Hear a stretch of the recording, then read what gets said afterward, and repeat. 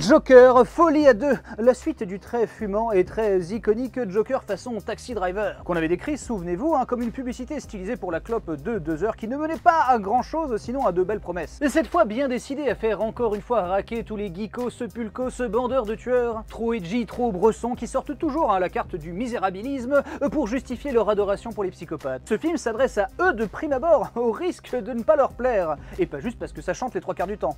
Parce que oui, ça chante et plutôt mal en fait, mais apparemment c'est fait exprès. Arthur Fleck, parce que c'est son nom, au Joker, coule des jours malheureux dans son asile de haute sécurité d'Arkham, en attendant d'être jugé pour les crimes du premier film. Surtout qu'il y en avait un en direct, donc c'est dur de nier. Désormais iconisé à l'extérieur de ses murs à cause d'un téléfilm, reflet de la réception du premier film, il n'a plus toute sa joie de vivre, à part peut-être taxer des clopes aux gardiens. Et bordel, non, attendez, il faut qu'on en parle, il y a vraiment un problème. Déjà depuis le 1, mais là dans le 2, sa première clope dans le film, t'avais l'impression de suffoquer jusqu'à ce moment-là. T'as l'impression de la griller avec lui. Si moi ça m'a donné envie de fumer, j'ai pas envie d'être le mec qui essaie d'arrêter quand il va voir ce film. Sans parler du plan là où il fait une soufflette romantique à Lady Gaga. Non, parce que si ce film existe pour faire prendre du recul par rapport au premier, ils peuvent d'ores et déjà préparer un Joker 3 pour revenir sur la glamourisation de la clope dans les 2 premiers films.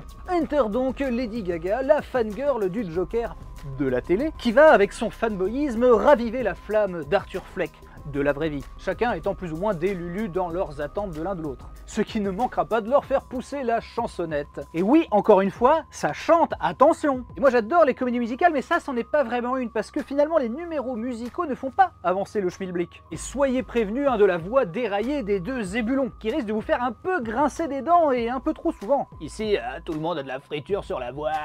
Et nombreux sont ces numéros de musicals fantasmés qui finissent presque par devenir pénibles. D'une part parce qu'ils sont dénués d'enjeu, mais aussi d'un petit grain de folie. On est très loin de la réal à la Moulin Rouge, alors que c'est ce qu'on espérait. On dirait plus une espèce de publicité pour Nescafé ou du parfum qui sentirait la clope froide. Et sachant que le film va s'employer pendant 2 heures à déconstruire son propre mythe, sans jamais s'avouer réellement coupable de sa propre stratégie putassière, en plus de rajouter une surcouche de chansons qui vrillent les tympans, eh bien la question va vite se poser sur qui est censé être séduit par ce film, dont je le rappelle, sa seule raison d'être est le premier opus dont la seule raison d'être était de fantasmer sur une potentielle suite. Les promesses d'une exploration de ce nouveau Joker iconique qui finalement aurait pu tenir sur un TikTok. Eh bien la réponse du film est rien du tout, en faisant semblant de l'assumer. Et pourtant, en totale contradiction avec tout ça, ils nous mettent Harvey Dent en pur name dropping. Un peu comme Thomas Wayne finalement dans le premier film qui servait à rien. Ni Harley Quinn d'ailleurs, parce qu'elle n'a absolument rien à voir avec le personnage d'Harley Quinn. Dans aucune version. Notamment parce que ici c'est elle qui manipule le Joker. Et après une petite leçon remâchée de ces faux fans de misérabilisme qui finalement n'ont que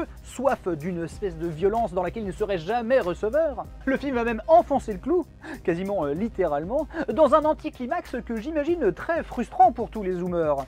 Mais que j'imagine aussi s'être déjà barré de la salle depuis le temps. Parce que moi, sans affect particulier pour un premier film de bon directeur photo, je me retrouve ici à regarder un projet qui n'a pour ambition que de déconstruire les espoirs que de toute façon je n'avais pas mis dans le premier film. On ressort donc un diptyque assez inerte qui se tue dans l'œuf. Mais uniquement parce que le premier avait juste trop bien fait semblant de savoir où il allait. Pour le coup, la réal persiste et signe, mais moi j'avais pas besoin de voir ça pour le comprendre. Surtout qu'en vrai, la gueule de bois post-Joker allait arriver par elle-même de toute façon.